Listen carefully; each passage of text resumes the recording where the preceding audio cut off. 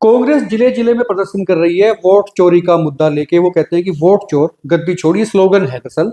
और हिसार में भी एक दिन पहले ही ऐसा प्रदर्शन करती है कांग्रेस। दीपेंद्र सिंह हुड्डा आते हैं, राव नरेंद्र जो इनके अध्यक्ष है प्रदेश के वो आते हैं। तमाशा होता है। सुरेंद्र नैन इस वक्त मेरे साथ हैं और मैं सर्वेश कुकरा हूँ। नैन साहब जी। राव नरेंद्र बैठे होते हैं मंच पे, दीपेंद्र सिंह हुड्डा बैठे होते हैं मंच पे, और दो बिल्लियां लड़ती है। बिल्लियां मैं इसलिए कह रहा हूँ कि ये कहावत है पुरानी कि दो बिल्ली की लड़ाई में फायदा कोई और उठाता है, और फायदा तो बीजेपी उठा रही है।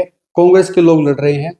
कांग्रेस के दो जिला अध्यक्ष जो हैं ग्रामीण और शहरी, उनके बीच में जो मनमुटाव है, खींचमतान है, वो जूतम बाजार में कन्वर्ट हो जाती है। जूतम बाजार इसका मतलब ये नहीं है कि जूते चलते हैं जी। लेकिन जो खींचतान होती है उसी को जो है लोग जूतम बाजार कह दिया करते हैं, क्योंकि मामला ऐसा होता है जनता देख रही होती है। पहले तो वो जो लोग थोड़े बहुत बैठे थे वो देखते हैं, उसके बाद जो वीडियो आती है वो लोग देखते हैं। तो ऐसे में मैसेज क्या जा रहा है? जिस मैसेज को लेके कांग्रेस जा रही थी कि भाई वोट चोर गद्दी छोड़, ये नारा दे रही थी, वो नारा तो इतर रह गया और ये जो जूतम बाजार थी ये सामने आ गई।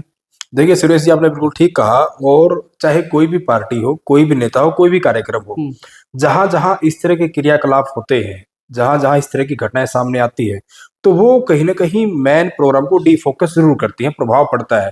और जिस तरीके से आपने बड़ा अच्छा कहा, जूतम बाजार और बिल्लियों का लड़ना, क्योंकि देखिए कहीं ना कहीं जब भी पत्रकार बात करते हैं या दूसरी पार्टियों के नेता आरोप लगाते हैं कांग्रेस पे, ये कांग्रेस की तो जूतियों में दाल बटती है, कांग्रेस में जो है वो कहने की गुटबाजी है, एक साथ मिलकर नहीं चलते, वैसा ही जो है कल हिसार में देखने को मिला। जिस तरीके से शहरी जिलाध्यक्ष की बात करें, ग्रामीण जिलाध्यक्ष की बात करें, जो है एक मंच संचालन कर रहे होते हैं, फिर वो शहरी जिलाध्यक्ष आते हैं बजरंग दास करक, वो कहने की माइक पकड़ने की कोशिश करते हैं, उन्होंने पकड़ा बकायदा।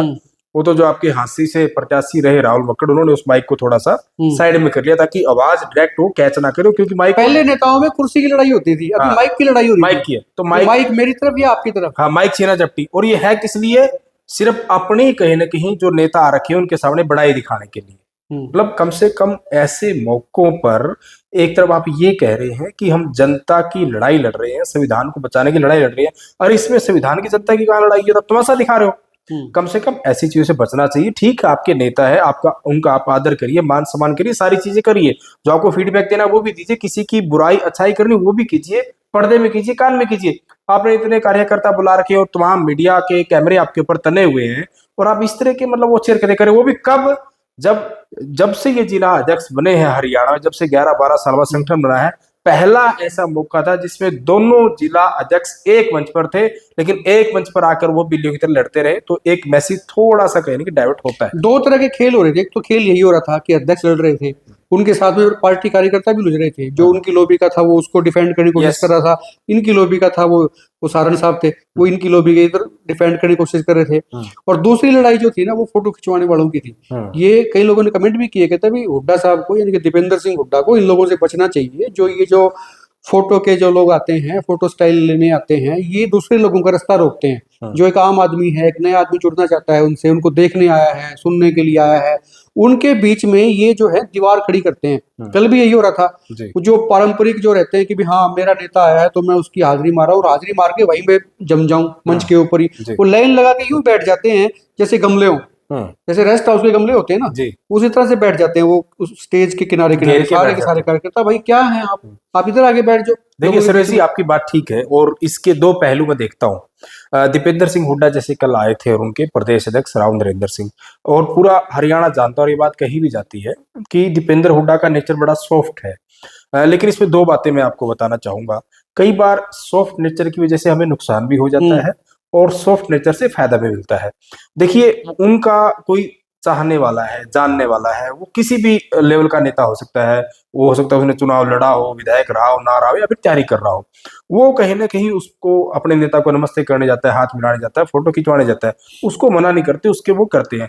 लेकिन उस एक नेता को राजी करने के चक्कर में जो आपके सामने 500, 700, 800, 1000, 2000, 20,000 जो लोग बैठे हैं, यानी कि जिस भी तरह का प्रोग्राम है, वो कहीं ना कहीं नाराज होते हैं, तो इसमें प्रभाव तो पड़ता है।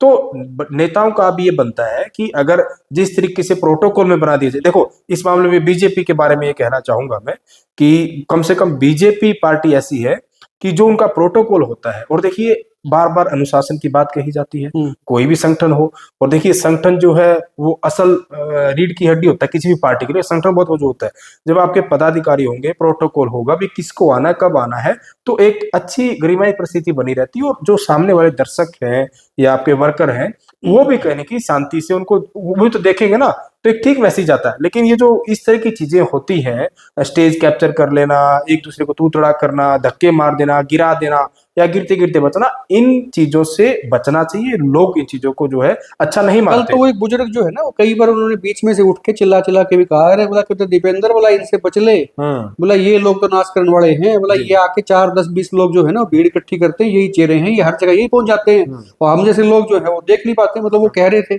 उनको सुन नहीं रहा था, और वही जो है ना उनके बीच में जो है एक ओपेक सी एक दीवार खड़ी कर देते हैं लोग। मतलब नेता से एक आम कार्यकर्ता को नजरें नहीं आती। दूसरा, इस चीज पे भी चर्चा चल रही थी, जी। बजरंग दास गर्ग को लेकर जो इनके शहरी अध्यक्ष हैं, ये पहले से ये था कि भाई बजरंग दास गर्ग को बनवा दिया, वो जेपी ने बनवाया या हुड्डा साहब ने बनवाया, जिसने बनवाया उनको बनवा दिया अध्यक्ष।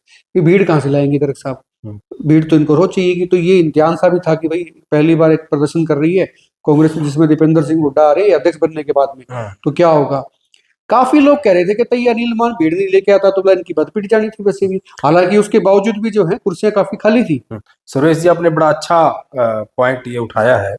और तमाम हिसार के, चाहे कांग्रेसी हो या आम जनता हो, वो भी इस बात से इत्तेफाक रखेंगे जो आपको बताऊंगा मैं।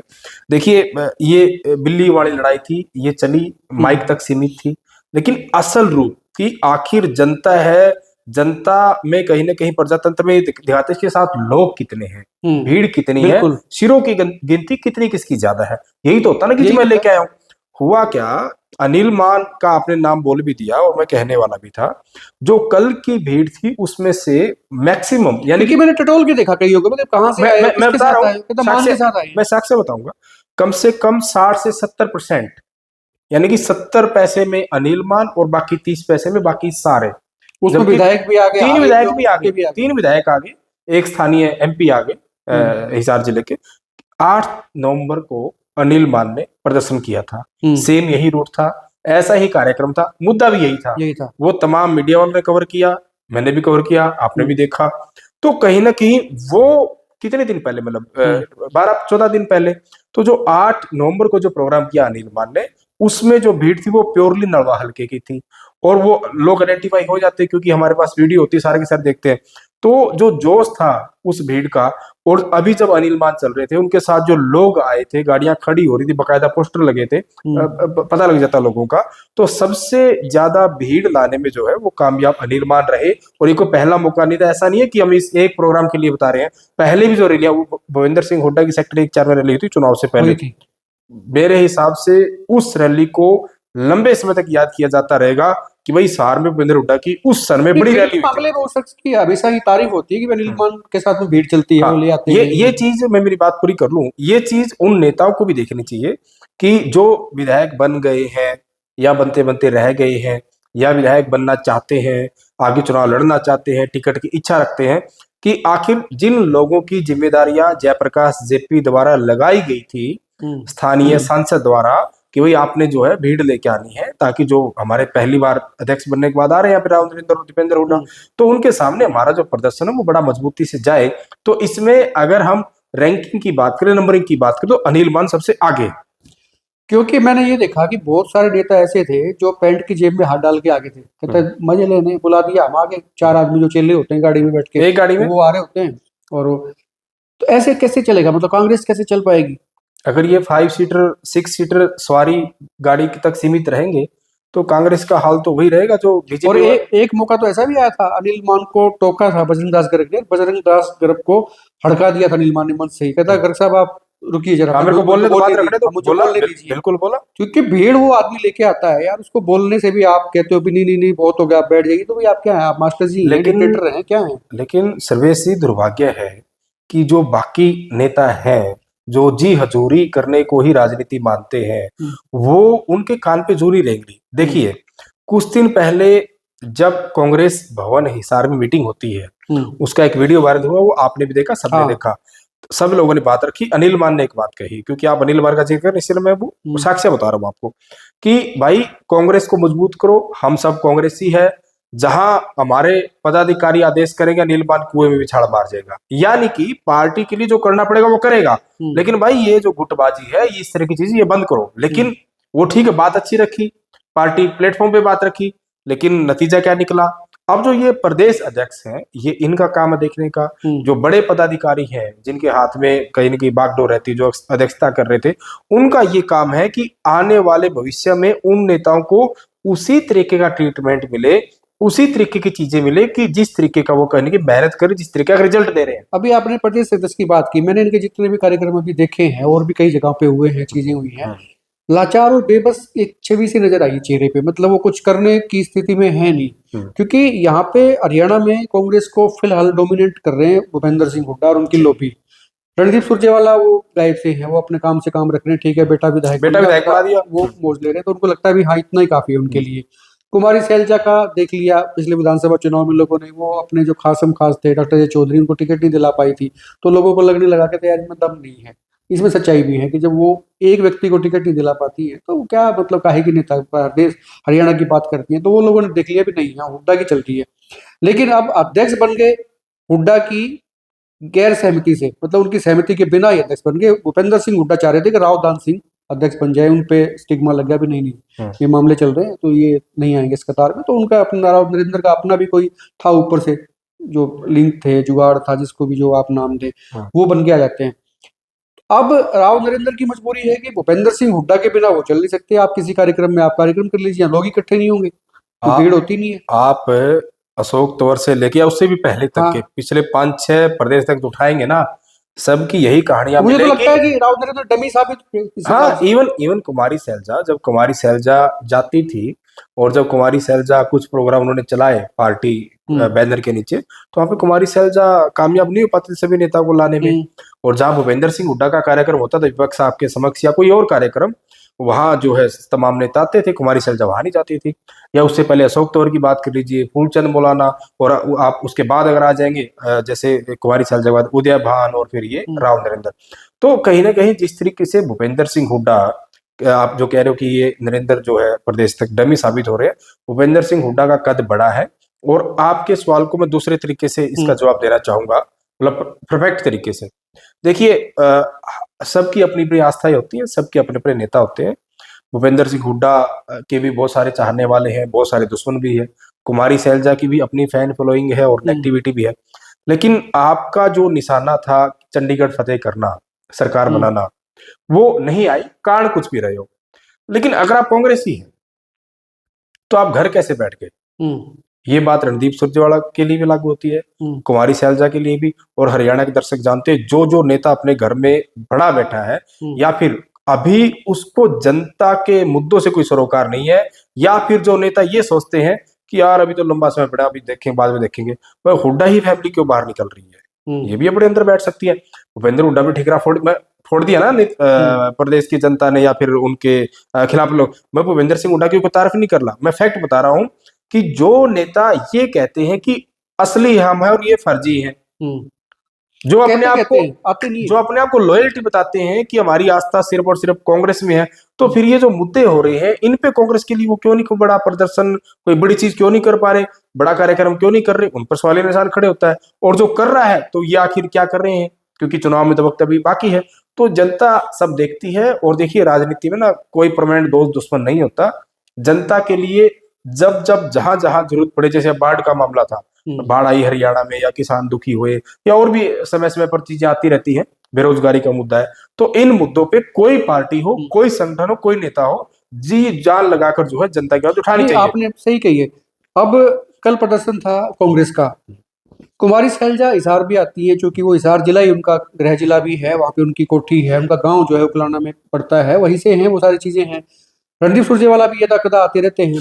तो ये अगर कल कुमारी सैलजा भी आ जाती है, रणदीप सुरजेवाला भी आ जाते हैं, और ये प्रदर्शन इकट्ठे मिलकर कर लेते हैं, तो लोगों में एक मैसेज नहीं चला जाता कि ठीक है भी हाँ नेता तो इनके पास क्या ऐसे बिजी थे, क्या इन्होंने क्या रिजर्व बैंक की मीटिंग लेनी थी कि भी इनके पास समय ही नहीं है। अगर ये हिसार में कलेक्ट होते, कल जो प्रदर्शन हुआ है दीपेंद्र के साथ में, सैलजा भी आती, ये भी आते हैं, तो एक मैसेज जा सकता था बेहतर।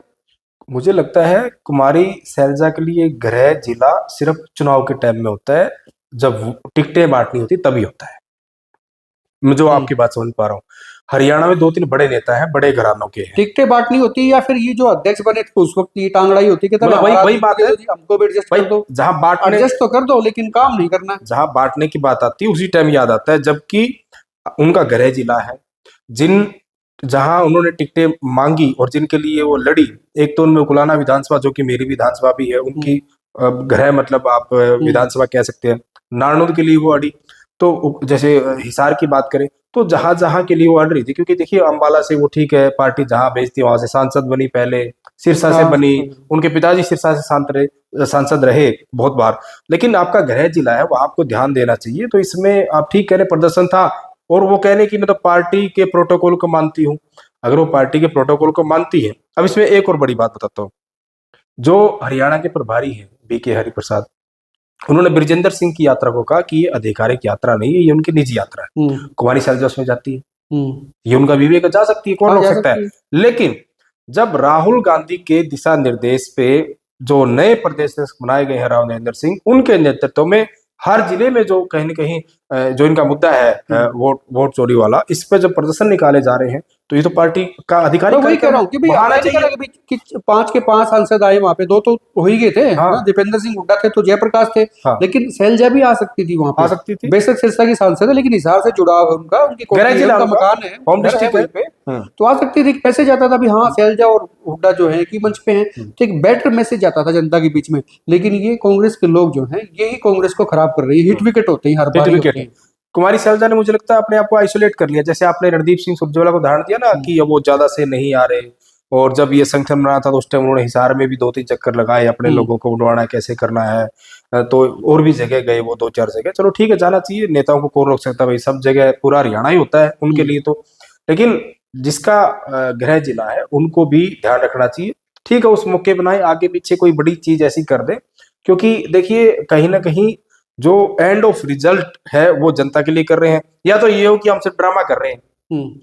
भाई जैसे कुमारी शैलजा कहती है ये ड्रामा है, मान लीजिए, और वो कहते हो जो कुमारी शैलजा करिए ड्रामा, अगर ड्रामा ये फिर तो जनता को मूर्ख क्यों बना रहे हो। हाँ। लेकिन एक्चुअल में अगर आपका मुद्दा है, एक्चुअल में जो राहुल गांधी ने 25 लाख प्लस हरियाणा के वोट चोरी का मुद्दा बकायदा बताया, उठाया, दिखाया, वाकई में अगर सही है तो एडी से चोटी तक का पूरा जोर लगा के वहां आना चाहिए। जनता कह रही है, जब ये डिसाइड नहीं कर पाते इनका मंच कौन संचालन करेगा, ये क्या डिसाइड करेंगे, क्या पब्लिक के लिए बात करेंगे, क्या उनके एजेंडे उठाएंगे। एक छोटा सा इशू था वो इनका सोल्व नहीं होता है ना, मंच के ऊपर ही तमाशा करते हैं लोग, इनका तमाशा देखते हैं कि तभी दूसरी पार्टी को लेके, तो ये क्या करेंगे ये। और ये कल को अगर ये अनिल मान भेंट नहीं लेके आए किसी कार्यक्रम में, फिर खाली कुर्सियों की आरती उतारेंगे, दिवालिया पिट जाता है।